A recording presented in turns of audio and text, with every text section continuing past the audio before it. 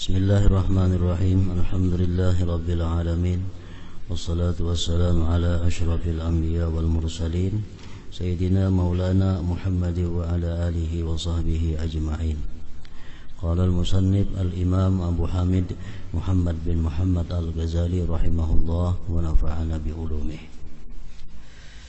Keutamaan menyempurnakan rukun-rukun salat.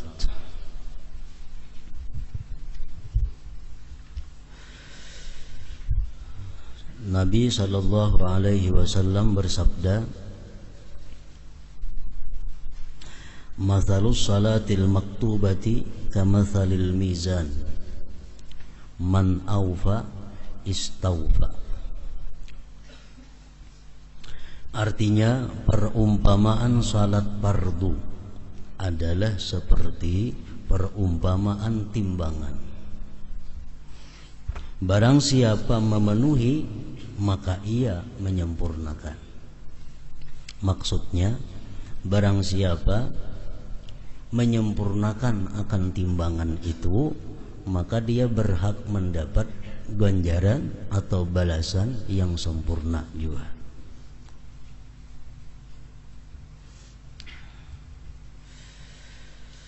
Yazid Ar-Raqashi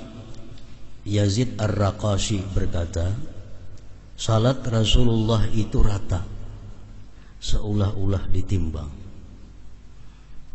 Artinya sembahyang Nabi itu kada terlalu ancap, kada terlalu gimit, kada terlalu lambat. Artinya sembahyang Nabi kita itu rata, seolah-olah ditimbang. Nabi sallallahu alaihi wasallam bersabda, "Innar rajulaini min ummati la yaqumani ila salati wa ruku'uhuma wa sujuduhuma wahid wa inna ma baina salataihima ma baina as-sama'i wal ard." Artinya, sesungguhnya dua orang dari umatku berdiri untuk salat, di mana ruku' dan sujudnya itu satu, sama. Dan sesungguhnya apa yang di antara keduanya adalah apa yang antara langit dan bumi. Maksudnya, ada dua orang yang sembahyang, sama bacaannya, sama gerak-geriknya, sama panjangnya, sama rakaatnya, tapi nilainya di sisi Allah Subhanahu wa ta'ala jauh seperti langit dan bumi. Yaitu beliau menunjuk, mengisyaratkan kepada kekhusyuan. Nang saya kong sembahyang bujur sama lawan nang tadi, cuma ini khusyuk. Nang saya kong ini kada.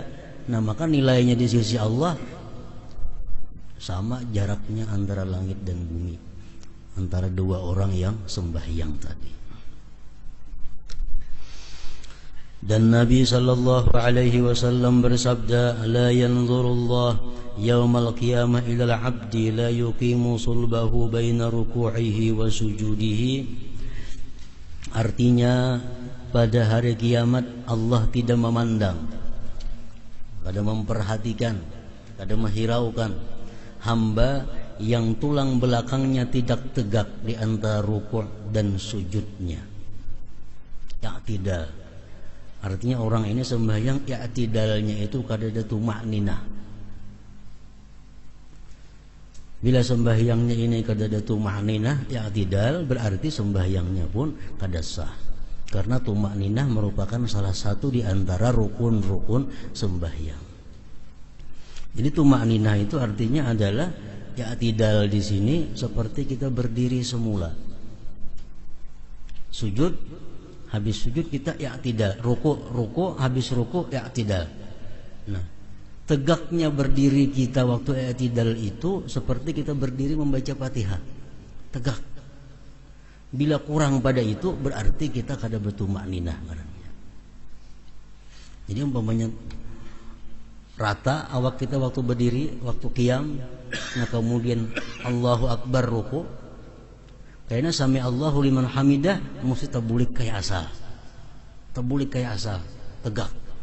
Bila bingkok sedikit aja berarti kada tumaninah ngarannya. Amun sembahyang baancap-ancap ya enggak itu kada bertumakninah lagi. Nah, Allah kada menghiraukan orang itu pada hari kiamat, kada memandang, kada mengasihinya. Dan Nabi sallallahu alaihi wasallam bersabda, "Amma yakhaful ladzi yuhawwilu wajhahu bis shalah ay yuhawwilallahu wajhahu wajha himar." Artinya, tidakkah takut orang yang mengalihkan mukanya di dalam salat bahwa Allah mengalihkan, merubah mukanya sebagai muka keledai.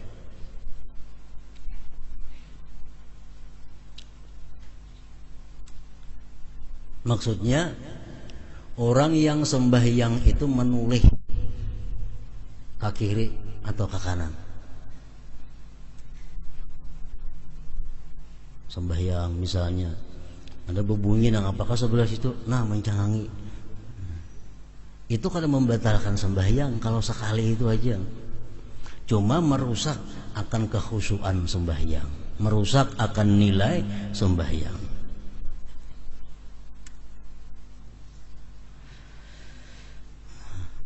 Tidakkah takut orang yang mengalihkan mukanya di dalam salat bahwa Allah mengalihkan, merubah mukanya sebagai muka keledai?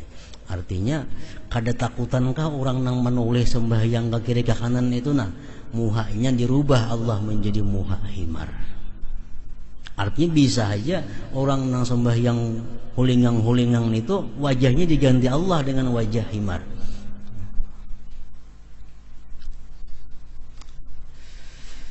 Dan beliau sallallahu alaihi wasallam bersabda, "Man shalla li waqtiha wa asbaga wudu'aha wa atamma ruku'aha wa sujudaha wa khusyu'aha arajat wa hiya bayda musfirah taqulu hafizakallah kama hafizani wa man shalla li ghairi waqtiha wa lam yusbik wudu'aha wa lam yutimma ruku'aha wa la sujudaha wa la khusyu'aha arajat wa hiya sauda muslimah taqulu dayya'akallah kama dayya'tani hatta idza kanat haitsu sya'allah luffat kama yulaffu thawbul khalaqu fayudlabu biha wajhuhu."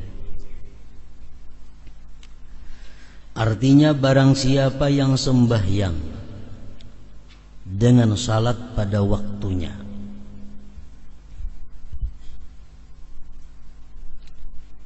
dan ia menyempurnakan wudunya,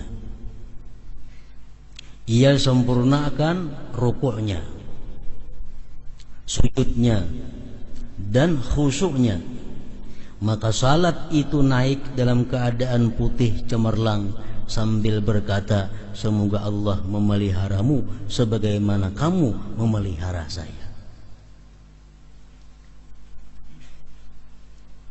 Dan barang siapa salat di luar waktunya dan dia tidak menyempurnakan wudunya dan tidak menyempurnakan rukuknya, sujudnya dan khusyuknya, maka salat itu naik dalam keadaan hitam gelap sambil berkata, "Semoga Allah menyia-nyiakanmu sebagaimana kamu menyia-nyiakan saya."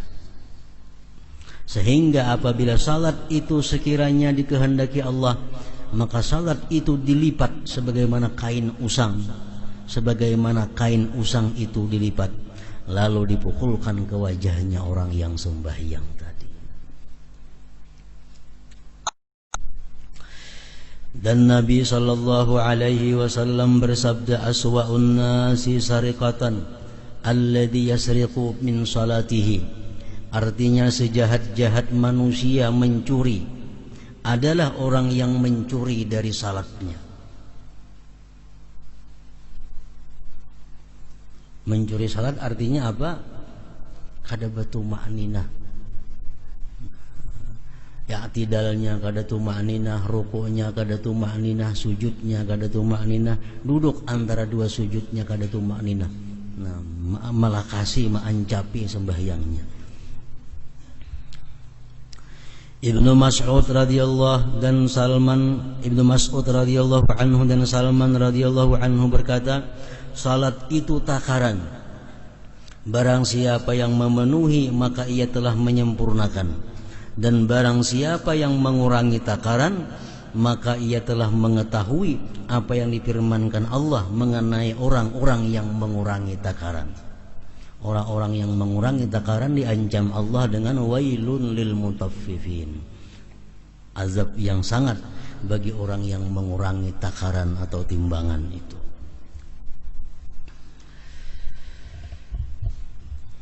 Keutamaan jamaah, Nabi sallallahu alaihi wasallam bersabda, salatul jamaah tabdulu salatal fard bi 27 darajatan. Artinya salat berjamaah itu melebihi salat sendirian dengan 27 derajat. 27 kali lipat.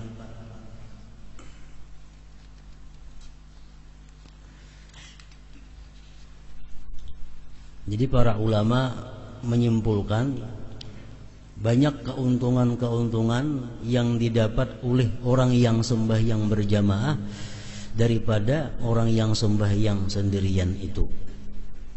Antara lain mereka menyebutkan, pertama, al-masyu ilal masjid, berjalan ke masjid. Amun sembahyang di rumah sorangan kadang dapat fadilatnya berjalan ke masjid itu. Nah, kalau berjamaah ada pahala berjalan ke masjid. Maka Rasulullah mengatakan berjalan ke masjid itu setiap langkahnya meninggikan derajat dan menghapuskan dosa. Makin jauh masjid yang dituju, makin afdal, makin banyak pahalanya artinya. Yang kedua, dukhulul masjid, masuk masjid. Masuk masjid dengan niat sembahyang berjamaah itu satu pahala. Amun sembahyang di rumah kada dapat itu. Yang ketiga, i'tikaf. I'tikaf di masjid ada pahalanya. Berdiam di masjid dengan niat i'tikaf pahala walaupun 5 menit.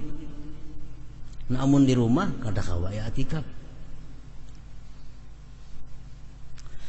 Yang keempat, salat tahiyatul masjid. Kalau di rumah kada ada salat tahiyatul masjid.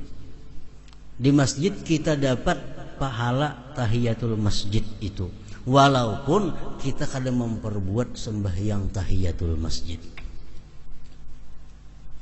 Misalnya kita ke masjid, orang sudah tuntung azan, langsung sembahyang qabliyah, isya atau maghrib atau zuhur atau asar. Masuk masjid langsung sembahyang qabliyah karena orang sudah azan. Nah, sekaligus kita dapat pahala tahiyatul masjid. Walaupun kita kada sembahyang tahiyatul masjid, tapi dapat pahala tahiyatul masjid. Namun di rumah kada ada tahiyatnya. Yang kelima, fadilatnya orang sembahyang berjamaah itu ta'awun 'alat ta'ah, tolong menolong atas taat.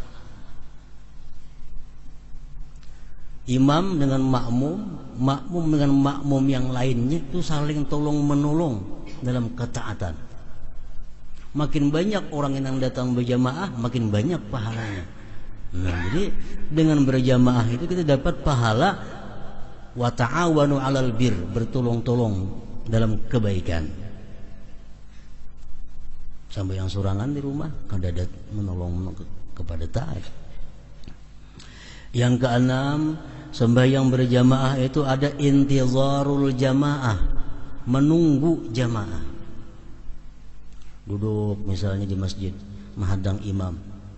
Nah, selama duduk menghadang imam menunggu imam itu dihitung oleh Allah sembahyang. Dihitung oleh Allah sembahyang. Jadi kita menunggu imam seperempat jam hanya datang. Seperempat jam itu walaupun kita duduk biasa saja, dihitung oleh Allah pahalanya sama dengan pahala sembahyang. Nah, di rumah kalau dapat pahala itu.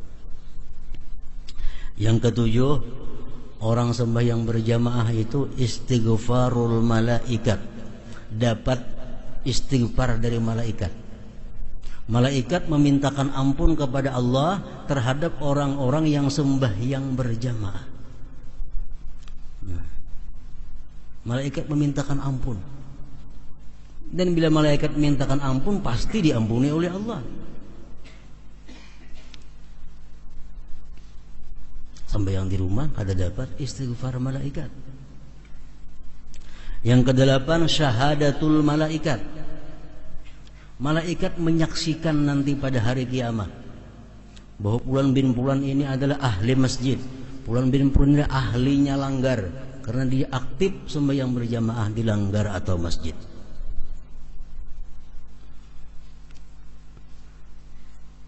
Yang kesembilan, as-salamah minasyaitan, selamat dari syaitan. Karena begitu orang kamat, syaitan buka sampai ke mana suara kamat itu kada terdengar lagi. Nah, jadi orang sembahyang berjamaah itu selamat daripada gangguan godaan syaitan. Orang sembahyang sorangan kada terhindar daripada syaitan.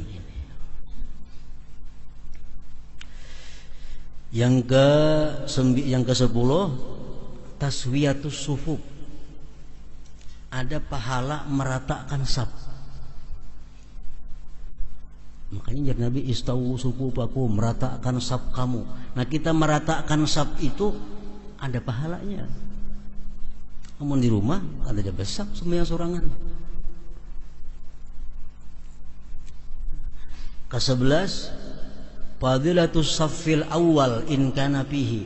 Fadilat saf pertama, jikalau dia sembahyang di saf pertama. Rasulullah seringkali mendoakan agar orang yang sembahyang di saf awal itu dapat rahmat.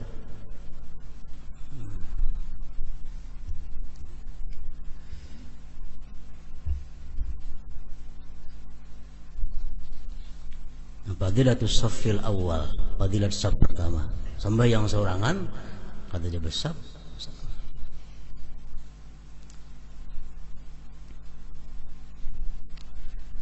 Jadi kalau kita sembahyang berjamaah, misalnya imam Allahu Akbar,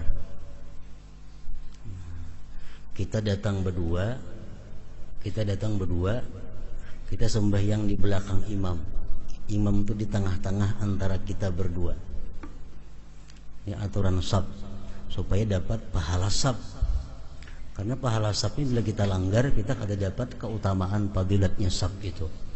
Jadi umpamanya ini imam, nah, kita datang berdua, kita datang di tengah-tengah. Imam posisi di tengah-tengah kita. Saya kong di sebelah kanan, saya kong sebelah kiri. Jangan mengambil ke kanan kedua-duanya, jangan. Imam mesti di tengah-tengah. Nah, karena kalau datang orang nang ketiga, hanya sebelah kanan banyak taruh sebelah kanan hibak. Datang pulang, ini kiri hibaki sebelah kiri itu. Lalu hibak saf pertama. Datang orang, kemana bandak orang yang datang nang saya kong ini? Di belakang imam, ambil ke kanan sedikit. Jangan dibungkus sebelah kanan sana sembahyang kejauhan pada imam. Jadi sebelah kanan tapi di belakang imam. Nah, kayaknya datang selanjutnya terus diulah nang ke sebelah kanan dahulu, hibak hanyar nang sebelah kiri. Itu aturan saf. Bila mana kada ditepatin itu kada dapat pahala saf. Misal saf pertama hibak, datang kita sorangan ke hujung sebelah kanan sama sorangan sembahyang, kada dapat pahala saf karena menyalahi aturan saf. Yang ke-12, idraku takbiratil ihram ma'al imam. Ada pahala memperdapati takbiratul ihram beserta imam. Artinya, kalau kita mendengar takbiratul ihram imam dan kita berada di belakang imam, itu pahala tersendiri. Dapat pahala tersendiri. Yang ke-13, keutamaan sembahyang berjamaah itu adalah al-amnu minas sahwi ghaliba. aman daripada lupa kebiasaannya, kebanyakannya. Kalau sembahyang sorangan itu bisa rancak lupa 2 rakaat kah, 3 rakaat kah. Nah kalau sembahyang berjamaah jarang itu ada, aman daripada kelupaan. Yang ke-15, yang ke-14 husulul khusyuk. Sembahyang berjamaah ini hasil khusyuk. Kalau sembahyang sorangan belum tentu khusyuk. Nah maksudnya adalah kalau kita misal di dalam musalla atau masjid itu ada 50 orang. 50 orang ini satu yang khusyuk. 49-nya kadang khusyuknya. Satu aja nang khusyuk. Nah nang satu nang khusyuk ini akan memberikan berkah kepada yang lainnya sehingga menjadi khusyuk semua dinilai oleh Allah Subhanahu wa taala. Nah ini untungnya sembahyang berjamaah. Amunnya sorangan belanja khusyuk, ya khusyuk belah kada membantu. Yang ke-15 tahsinul hay'ah. Sembahyang berjamaah itu antara lain pula keutamaannya adalah membaguskan keadaan. Kalau kita sembahyang di rumah sorangan beberang aja, kada kayak sembahyang berjamaah, bajunya bagus, tapihnya bagus, semuaan bagus, meminyak harum kadang-kadang hendak ke masjid. Sembahyang sorangan bisa kada tak atur itu. Nah, keutamaan sembahyang berjamaah. Yang ke-16 irghamus syaitan, menghinakan syaitan. Orang berduyun-duyun kampung ke masjidan sembahyang, syaitan merasa hina, syaitan merasa terkalahkan, menghinakan syaitan. Yang ke-17 as-salamah minan nifaq, selamat daripada kemunafikan. Rasulullah mengatakan orang munafik kada akan bisa sembahyang berjamaah isya dan subuh. Dengan adanya berjamaah terhindar daripada kemunafikan. Yang ke-18 raddus salam alal imam. Orang sembahyang berjamaah itu menjawab salam imam. Kan imam assalamualaikum warahmatullah, assalamualaikum warahmatullah. Kita yang di belakang assalamualaikum warahmatullah, menjawab salam imam. Sembahyang sorangan kada ada itu. Yang ke-19 izharu syiaril Islam, menampakkan syiar Islam, berpahala juga. Yang ke-20 izalatut tuhmah, menghilangkan sangka-sangka. Mungkin kita ini sembahyang di rumah aja kada sing kelanggaran, itu sangka orang kena kada baik. Sembahyang juga saya ini kada tali lihat kelanggar. Amun sembahyang saku si anon itu bulan bin bulan itu kada pernah kelanggar turun. Nah, menghilangkan sangkaan itu kalau kita berjamaah hilang sangkaan itu. Orang selamat artinya. Yang ke-21 masyhudun bil khair wal iman, disaksikan dengan iman dan kebaikan. Hadis mengatakan orang yang sembahyang berjamaah itu pastikan bahwa dia beriman, pastikan bahwa dia ahli kebaikan. Yang ke-22 al-intifa bil ijtima' ala dzikrillah, mengambil manfaat dengan berkumpul zikrullah. Orang berjamaah itu berkumpul berzikir kepada Allah. Orang berzikir berjamaah itu lebih banyak pahalanya daripada berzikir sendirian. Yang ke-23 al-ulfah bainal muslimin, berjinak-jinakan antara orang muslim. Dengan adanya turun kalanggar, turun ke masjid, saling bertakon keadaan, saling tahu keadaan tetangga. Nah, ulfah, kejinakan antara orang muslim. Yang ke-23, yang ke-24 nih istima'u qiraatil imam, mendengar bacaan imam. Yang maghrib, isya, subuh kita mendengar imam baca Quran. Nah, mendengar bacaan Quran itu pahala bagi kita.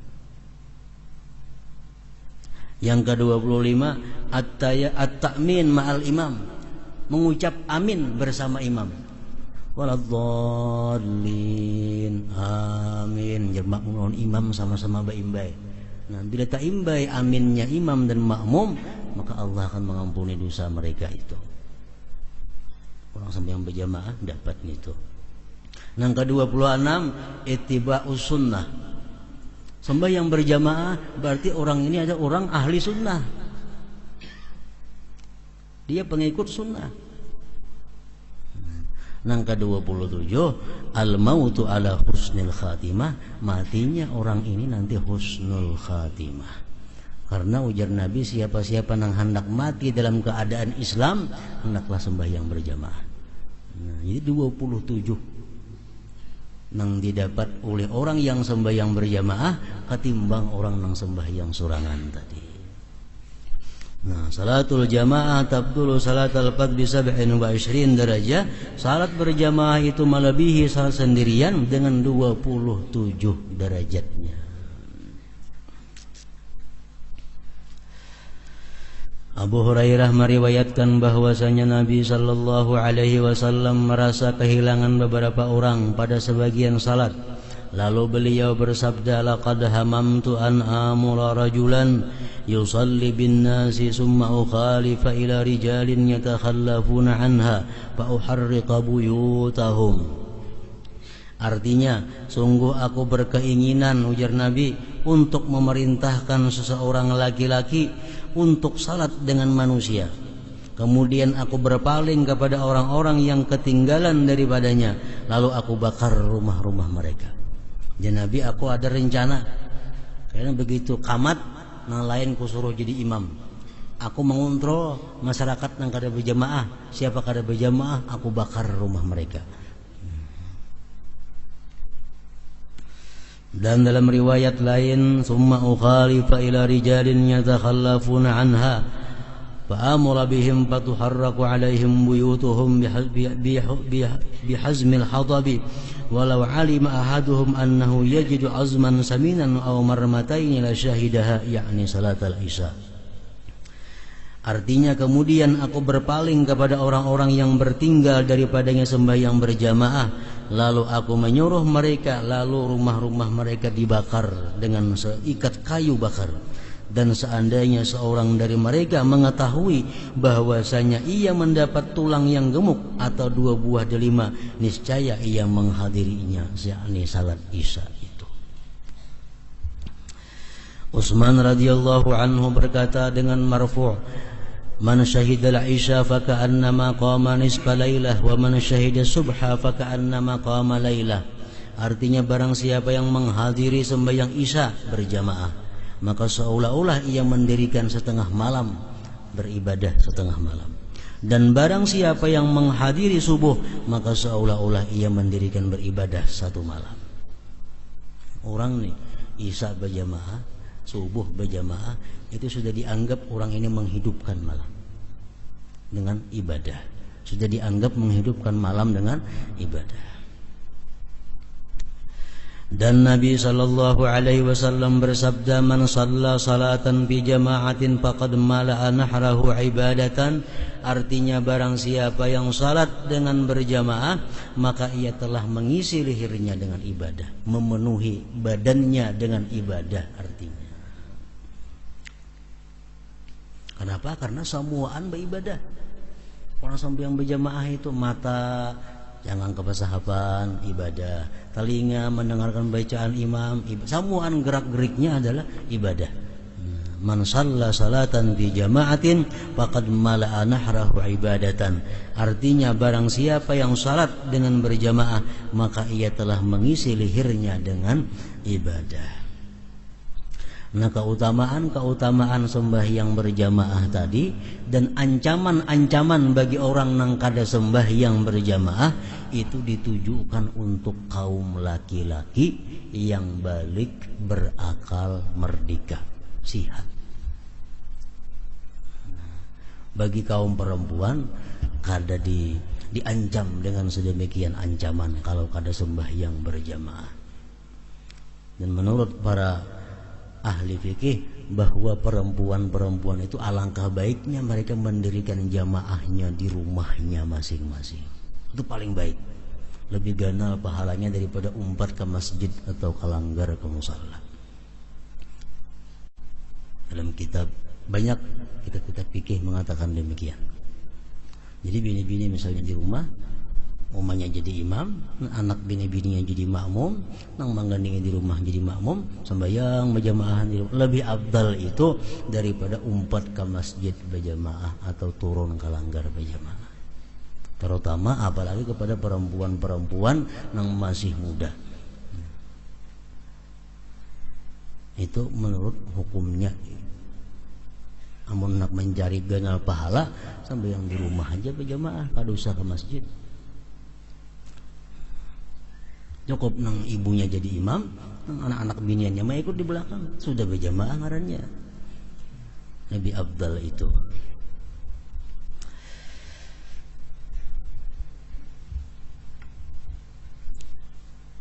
Sa'id ibn al-Musayyab berkata, tidaklah muazzin itu azan sejak 20 tahun, melainkan saya ada dalam masjid. Artinya orangnya menunggu waktu, belum lagi azan sudah duduk di masjid. Muhammad bin Wasi' berkata, saya tidak ingin kepada dunia kecuali 3 hal, yaitu saudara. Sesungguhnya jika saya bingkok maka ia meluruskan saya. Aku nak kepingin hidup dalam dunia ini masih karena ada 3 hal. 1, kawan yang membimbing aku. Bila aku salah menegur, bila aku bujur mendukung. Makanan pokok dari rezeki yang berlebih dengan berlebih tanpa berbuat keburukan. Makanan pokok yang didapat dari rezeki yang halal tanpa menimbulkan kejahatan. Dan salat dalam berjamaah yang menghilangkan kelupaannya daripadaku dan dicatat keutamaannya bagiku. Sambayang berjamaah nang sudah kada ingat lagi berapa kali jumlahnya, tapi di sisi Allah tercatat hitungannya. Dan diriwayatkan bahwasanya Abu Ubaidah ibnul Jarrah pada suatu kali mengimami suatu kaum. Ketika ia pergi, ia berkata, syaitan senantiasa padaku tadi sehingga ditampakkan bagi saya bahwa saya mempunyai keutamaan atas orang lain. Saya tidak menjadi imam lagi selamanya. Kenapa? Karena untuk mengalahkan syaitan itu. Al-Hasan berkata, janganlah kamu salat di belakang seseorang yang tidak mundar-mandir kepada ulama. Artinya jangan mengikut orang nang jadi imam, nang orang itu kada terlihat biasa mengaji. Seolah di mana dahulunya itu orang mengaji lawan siapa gurunya. Jadi imam, nah jangan diikut. Ikuti imam nang kita tahu bahwa itu orang yang berilmu. An-Nakhai berkata, perumpamaan orang yang mengimami manusia tanpa ilmu adalah seperti orang yang menakar air di laut, ia tidak tahu tambahnya daripada kurangnya.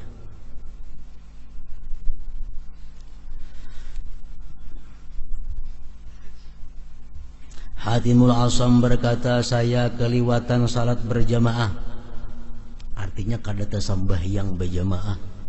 Lalu Abu Ishaq Al-Bukhari sendirian menghiburku. Maksud menghiburku, mentakziyahiku. Mentakziyahiku artinya memberikan ucapan bila sungkawa kepadaku.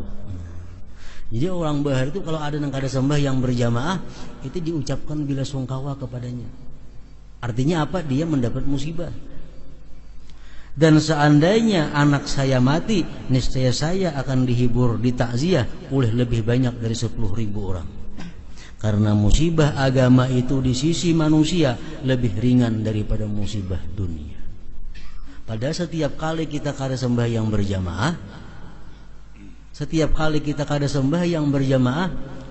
tanpa uzur menunjukkan bahwa kita ada melakukan satu dosa. Kalau kita bersih daripada dosa, mesti rajin sembahyang berjamaah. Itu perkataan para ulama-ulama sufi demikian.